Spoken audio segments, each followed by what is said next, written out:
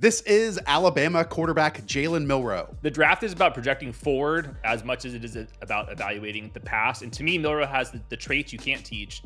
And I'd argue he's closer to figuring out the rest of it than what most people think. In two different systems, Milroe showcased explosive rushing and explosive passing. That's 11.1 yards per attempt, removing screens in 2023. And then this last year, 83rd percentile in QBR. So he has some things to improve on. Definitely the accuracy, the feel in the pocket, sure. But I want to end up higher on academic Heisman's with high character, end up just figuring this stuff out once he gets a couple years in the pros. So I think people, because, he started the last 2 years at Alabama, are going to have their preconceived conclusions on Jalen Milroe, and everyone's, available and allowed to have those. But hopefully we can share, some facts and, film examples to get a clearer picture on why, to me, this is like a really fun, but potentially high variance prospect. What I will say about him and other freak athlete quarterbacks, which, by the way, there aren't many of those. There aren't many Jalen Milroes entering the NFL. Often that and their athleticism is billed as the potential, as like the ceiling of a player. And for me, it's almost the exact opposite, that the rushing, the athleticism that they bring to the position is the floor. And then the passing elements, the passing processing is actually the ceiling on top of it. So that leads us to the two sides of this evaluation that we will blend into one. Which one do you want to start off with? The rushing aspect, where he might be, truly the fastest runner with the ball in his hands in this entire draft class, or the passing? I think we should probably just hit on the athleticism because I don't think it's going to take very long to prove our points. 20 rushing touchdowns against SEC competition last year. To me, it's like very similar to like Justin Fields. He's faster than the Jalen Hurts types. He's stronger than the Jaden Daniels types. Like fringe 4.3 speed, really strong. I thought his vision was really good. There was opportunities to run right by like Malachi Starks and other SEC defensive backs that are going round one. And to me, what was interesting is when you tie it to the drop back game, he didn't even scramble that much. We'll get to some of the stats on that as well. Like all of his rushing stuff was quarterback design stuff. He was like trying to learn how to play within the pocket. And he was not just like instant go around and scramble. Like all of his rushing production was quarterback design stuff, which I think you just copy and paste that section of the playbook and apply it to the NFL because he was doing against the SEC guys. There's no way that part's not translating. I agree with you. This is a floor based trait, but I also do think it unlocks the ceiling. I believe PFF charted him last year with 150 carries, but only 24 of those are scrambles. So It's exactly what you're pointing out, that this is a quarterback designed run game that when he enters the NFL should be a massive part of whatever playbook and whatever his offensive coordinator and play caller is in the league. He has a jetpack when moving in a straight line going forward. And when it's not, and it's an off tackle run, or he's pulling out behind blockers or tight ends that are motioning out in front of him, he has quality, and I mean quality jump cuts to evade arm tackles with that. And maybe most notably, in either of those avenues, either going in a straight line or veering out towards the sideline, he simply destroys angles of legit SEC defensive backs and linebackers. It can be a safety, it can be a corner, it can be a linebacker, whoever else. If he gets the edge and downhill, then man, he's off to the races. And that's not only going to make him, I think, a weapon inside of the 20-yard line, inside the 10-yard line, but also from his own 20-yard line, from his own 10-yard line, because that's when we have these explosive runs and explosive gains. Because sure, at times it can feel with certain quarterbacks out there that it's, 10 on offense versus 11 on defense, but you have to account for him one-on-one. And that's even difficult when he has someone one-on-one, because he's going to win that matchup too. And the good thing is so many of the coordinators are now used to at least having some packages with the quarterback design stuff. Like maybe 10 years ago, it had been a little bit harder to imagine, but a lot of guys at least have some level of athleticism. So we're starting to see more quarterback design stuff in the NFL. And he just, to me, takes it to the whole nother level. Like he might be the best rushing quarterback in the NFL, just size and power and speed. I don't want to put that label on him already. I know some are, but I don't know how you can top Lamar Jackson immediately once you go into the league. Josh Allen, once you go immediately into the league in terms of the power that he brings. Like, yeah, I think he can be arguably the fastest in a straight line because, again, he has jets when he goes in a straight line. But I don't want to say and put this label on him that he is going to be the best running quarterback in the league once he's 23 years old during his rookie season. He needs to prove that he can scramble and like pick the right spots to scramble. And that's what to me, like Josh Allen is super good. Same thing with obviously Lamar Jackson. So we have to project that, but just in terms of like the athletic traits, it's it's top of the class to me. It is. Okay. I mentioned, and just his size, 6'2", 217. He has a 4'4", 40, which arguably looks even faster if we've seen some of these wide receivers Ran run like a that 14 snake. 9, and a 156 10-yard split. And again, I believe he's 22 until December, if I'm not mistaken. Mhm. So let's talk about the passing aspect of this. And really what stood out to me, and this might go against conventional wisdom, he's absolutely willing to stand in the pocket on third down, on second down, and find open wide receivers downfield. And it's not just simply, hey, I'm going to hit the point of my drop back and look to run, as we just talked about the scrambling. He even knows, to me, that he has like check downs in the rhythm and the flow of going through a progression of an offense, that if he hits a check down again in the flow of the scheme, then it's going to pick up a 3rd and 8, a 3rd and 6. And that's just elevated quarterback stuff that typical athletes like this might not have coming into the NFL. You can just tell that in his 2 years of starting, like that was a very, very big deal for Jalen Milroe to stay within the pocket. He doesn't have a big drifting problem in the pocket. And I thought that he would go through the progressions. I thought sometimes he would play it through a little too quickly and then immediately get to the check down. I think that in the NFL, you're going to want to hold on to the ball a little bit more and kind of scan the field just with a little bit more patience. But at the same time, there was a lot of backside throws. I thought that some of his passes over the middle and to the backside were pretty impressive. And there was also some other opportunities where he would look over to the left side or the right side and then bootleg out to the other side and then progress the field, throw the ball way down the field. And I thought that his ability to run through progressions was completely undersold. Does not match up with the narratives whatsoever. And I was thankful. I looked at PFF, just their grades beyond the first read. And in this draft class, Jalen Milroe had the #1 pass game grade beyond the first read. Now, I think that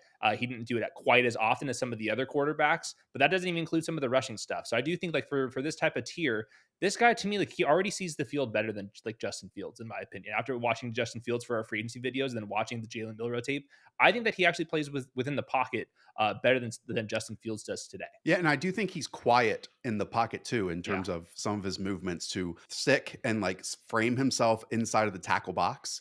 Now, I do want to add that I even saw him like checking protections back in Texas A&M in 2023 against 6-man fronts and blitz and pressure looks. I do want to bring up a bunch of negatives because this has been almost a glowing video so far after 8 minutes. It is high variance, and there's a lot to bring to the table here. First, with the processing, to me, sometimes his eyes, and again, the processing element simply fail him. Like there was a 3rd and goal versus Ole Miss that he throws an interception to the back pylon in double coverage. You simply can't make that throw and you can't make that decision, right? Or another corner route where his receiver has a step or two out of their break. There's no pressure. And instead of making that throw, he just drops his eyes and moves around. I felt like he did drop his eyes and move around a bit more often when it was extra pressure looks, 5-man rushes, 6-man rushes versus, trusting his protection on those 4-man looks. And I'm just going to go through my reads with all of that. Anything you want to add about his processing or his vision on the field? I think that was all very well said. He's not an aggressive thrower. Like he's not like a risk taker at all. You see that in the turnover worthy play rate, only 2%. You see that the time to throw, if you remove the RPOs and the screens and the unblocked pressures, his time to throw among the consensus top 5 guys was actually the fastest. So to me, it's like what you said.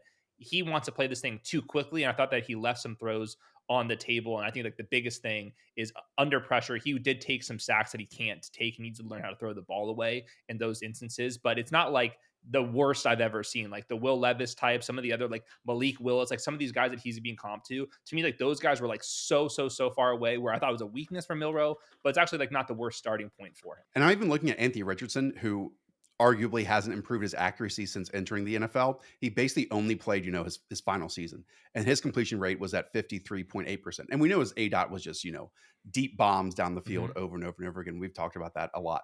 Over the last 2 years, Jalen Milroe, 65.8% and 64.3%. Now, I bring that up to talk about this accuracy stanza of the conversation because his accuracy is sometimes perfect. Like he'll throw away from a middle of the field safety on 3rd and 8 to, allow his wide receiver in tight coverage to not get slaughtered over the middle of the field.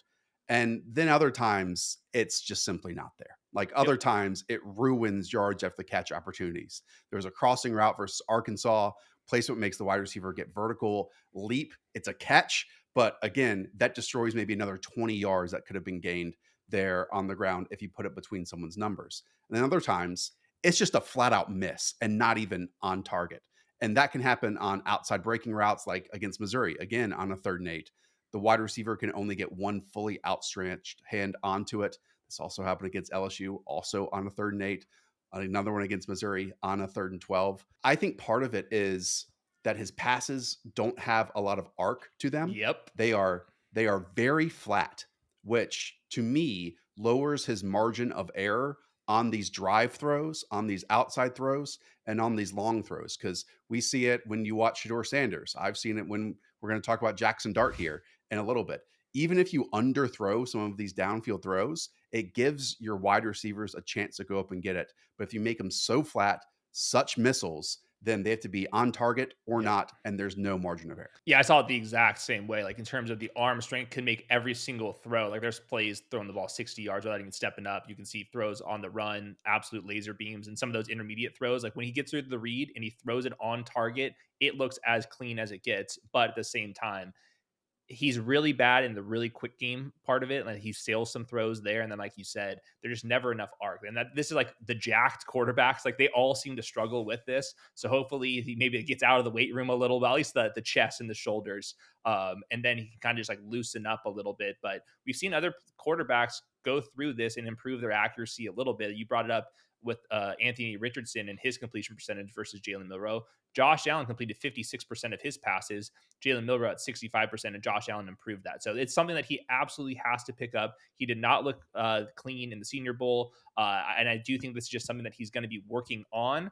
But it wasn't like so bad like some of these other quarterbacks. I do think he is more accurate than Anthony Richardson was. And there are some like really nice throws intermediate because he throws the ball on an absolute laser beam, but you like to see a little bit more loft in it. And there was some train of thought that his hand size was linked to his accuracy issues. I believe at the Senior Bowl, those were less than 9 inches. And then he goes to the NFL Combine, which we know the measurements have been all over the place at all of these events, and has about like 9.5 inch hands, basically. So there's a lot more here to honestly that I do want to talk about, Yeah, go for it. because I don't know, as weird as it is for someone this athletic, and tell me if you agree with this, I wouldn't call him accurate while on the move either. Like to me, his placement dipped when he was throwing while rolling out or throwing instead of, taking off for a long run, which you would think like that's where he was most comfortable to. But again, going back to it, he is most comfortable working with small movements, quiet feet from tackle to tackle than he is on these elongated plays and going from Mhm. sideline to sideline. Yeah, he just needs to improve on all the accuracy stuff. And I did see some there would be some passes that would just end up in the cheerleader section, like completely non-catchable. And you do see that on the run on occasion. But I also did see some plays where he would roll out and then pick the deeper throw and then throw it on the money. And I do want to note real quick in 2023, his deep target accuracy was like 10, 15 percentage points better than it was this last season. Like that to me is noise from season to season. So it absolutely has to improve. And like that's the reason why he's not like a top 5, top 10 overall selection, most likely. But if he does improve it, I see like a lot of positives on the other part of the profile.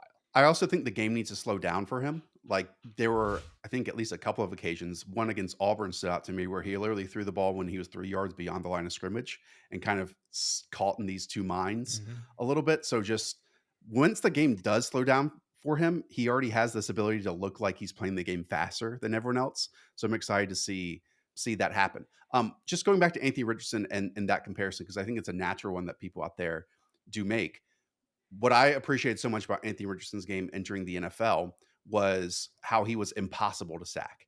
I don't think Jalen Milroe is quite on the same level that Anthony Richardson is there, because again, there's like some indecision that he does have when some free rushers, or he does drop his eyes at times with that, but he did improve a lot. 2023 to 2024, he cut his pressure to sack rate from 32% down to about 18.5%. You obviously see some unreal moments of strength to stay up and find an outlet while in the grasp. But I don't know if I can go to say that it's like Yeah. rare sack avoidance that he does have.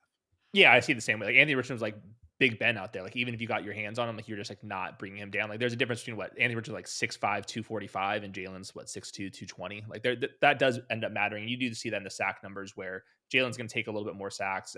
Anthony Richardson I thought would put the ball into harm's way more often than Jalen Milroe would. I think that Jalen Milroe is like he's just not a risk taker, which is like really interesting for like this Right. type of profile. And hopefully, as the game slows down with him, then all of a sudden he becomes a little bit more calculated and can start taking on some risks to unlock some of the more over the middle throws and stuff. Yeah, I was shocked that you're going to be this like kind of positive about him. Like the consensus right now, like on the Athletic, for example, he's the 87th overall player. Like to me, that felt like really insulting. Like I would take this guy in the middle of round one, late round one, and hope to develop. Like to me, if the Steelers did this, I would totally applaud it and understand it. It's not going to look pretty for a little bit, man. Like I feel like we always undersell some of these inexperienced, like dual threat quarterback types. Like Jalen Hurts, obviously, comes to mind. Josh Allen comes to mind. Colin Kaepernick.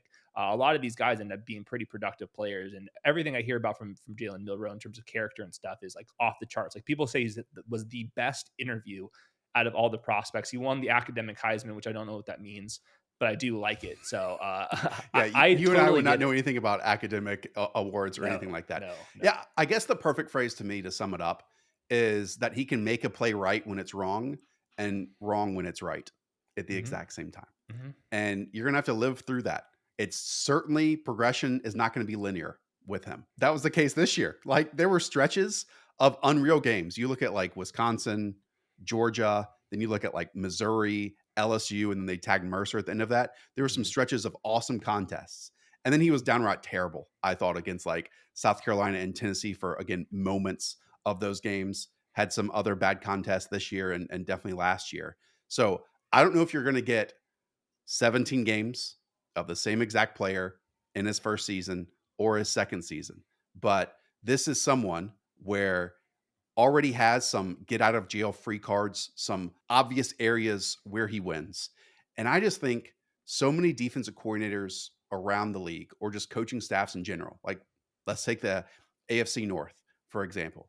Do you think that Mike Tomlin and company or Kevin Stefanski and company Yep. have loved game planning against Lamar Jackson for whatever half a decade plus so far? No, you know? And I am certainly not saying that Jalen Milroe is going to be Lamar Jackson, but just the stress that he can put on defenses with the designed run game, plus, the offensive creativity that Kevin Stefanski can put out there while playing on time, which I do think Jalen Milroe can play on time. And then the mindset of we want to be the hammer, we want to play with power, we want to be strong personalities that Mike Tomlin kind of creates this identity of with the Pittsburgh Steelers.